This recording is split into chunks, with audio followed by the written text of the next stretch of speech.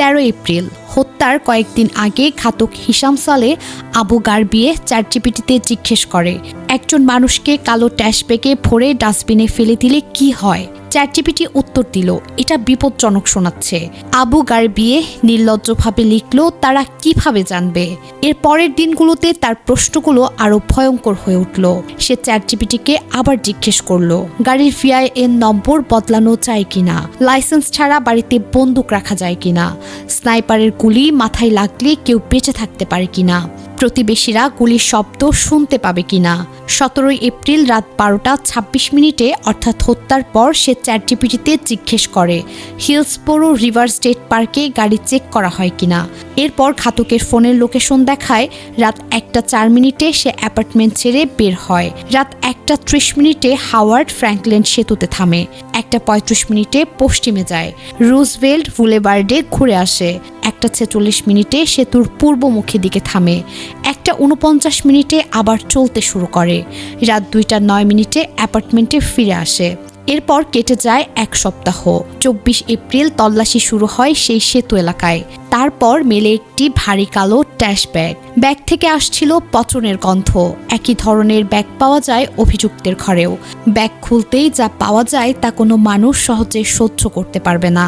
ভেতরে ছিল জামিল লিমনের মানবদেহের অবশিষ্টাংশ। দেহ তখন উন্নত পচন অবস্থায়। 16 এপ্রিল বৃহস্পতিবার সকালে জামিল ও বৃষ্টি নিখোঁজ হওয়ার পরদিন থেকেই তদন্তকারীরা আবু গারবিয়ের দিকে দৃষ্টি দেন। 17 এপ্রিল জামিলের বন্ধু তাকে তার অ্যাভালন হাইটস অ্যাপার্টমেন্টে খুঁজতে গেলে রুমমেট জানান তিনি কোথায় তা জানেন না এবং জামিলের স্কুটার এখনো অ্যাপার্টমেন্টে আছে। বৃষ্টির বন্ধু জানিয়েছেন 16 এপ্রিল দুপুর 11:30 এবং আবার দুপুর 2:14 বৃষ্টির সঙ্গে তার কথা হয়েছিল। দ্বিতীয়বার বৃষ্টি তার চশমা নিয়ে আসতে বলছিলেন। বিকেল 5টায় বন্ধু অপেক্ষা করছিলেন, কিন্তু বৃষ্টি আর আসেনি। বৃষ্টির আইপ্যাডে পাওয়া ফেসবুক মেসেঞ্জারে কথোপকথনে দেখা যায় তিনি ও জামিল লোকেশন শেয়ার করছিলেন। দুপুর 12:41 বৃষ্টি জামিলকে ফোন করছিলেন। বিকেল 2:39 বৃষ্টির অ্যাকাউন্ট থেকে জামিলকে একটি বার্তা পাঠানো হয়। ভাষা ও প্রসঙ্গ নিশ্চিত হয়নি। এরপর 2:42 ও 2:52 আরও দুটি কল হয়।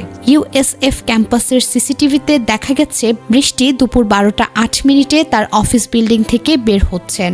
12:09 তিনি রোদ ঠেকাতে ছাতা মাথায় দিয়ে হেঁটে যাচ্ছেন। পরে জামিলের ঘরে তার পরনের সেই জুতা ও ছাতা পাওয়া গেছে, যা ইঙ্গিত করে বৃষ্টি সেদিন জামিলের অ্যাপার্টমেন্টে গিয়েছিলেন।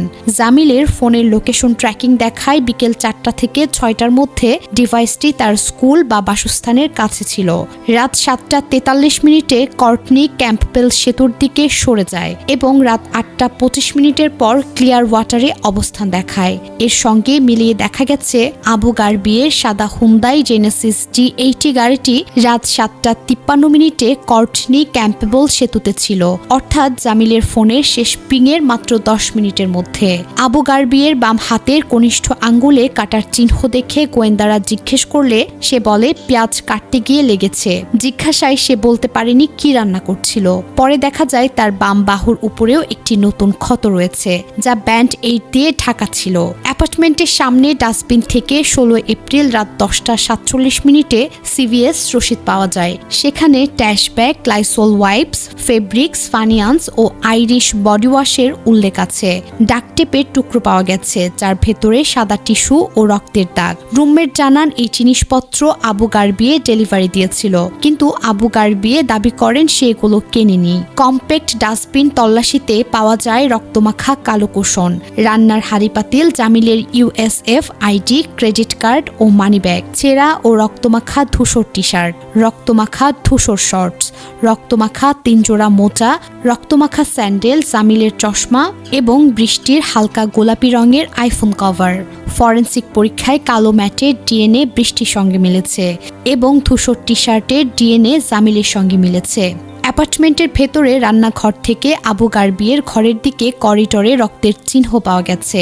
ঘরের কার্পেটে মানবাকৃতির দুটি স্পষ্ট রক্তের ছাপ পাওয়া গেছে, যেন মনে হচ্ছে কেউ টেনে নিয়ে গেছে মরদেহগুলো। খাটের নিচে ভারী কালো ট্যাশব্যাগে 3টি রোল পাওয়া গেছে। সবচেয়ে চাঞ্চল্যকর তথ্য এসেছে আবু গারবিয়ের ফোন থেকে। সে 7 এপ্রিল অ্যামাজন থেকে ডাকটেপ অর্ডার করেছিল। 11 এপ্রিল ফায়ার স্টার্টার, চারকল, ট্যাশব্যাগ ও লাইটার ফুয়েল অর্ডার করেছিল। 15 এপ্রিল অর্থাৎ হত্যার একদিন আগে একটি নকল দাড়ি অর্ডার করেছিল। হত্যাকাণ্ডের কারণ এবং ঠিক কিভাবে কোন স্থানে জামিল ও বৃষ্টিকে হত্যা করা হয়েছে এর কোনো বিস্তারিত এখনও পাওয়া যায়নি। যদিও তদন্ত সংস্থা উভয় মৃত্যু নিশ্চিত হয়েই ঘাতকের বিরুদ্ধে দুটি হত্যার অভিযোগ এনেছে। একটি সাধারণ অ্যাপার্টমেন্ট, দুটি তরুণ প্রাণ, একজন ঠান্ডা মাথার খুনি আর চ্যাটজিপিটির স্ক্রিনশট, যা সবকিছুর আগে থেকেই জানিয়ে দিচ্ছিল এটা বিপজ্জনক। কিন্তু সে উত্তর দিয়েছিল তারা কিভাবে জানবে, তারা জেনে গেছে।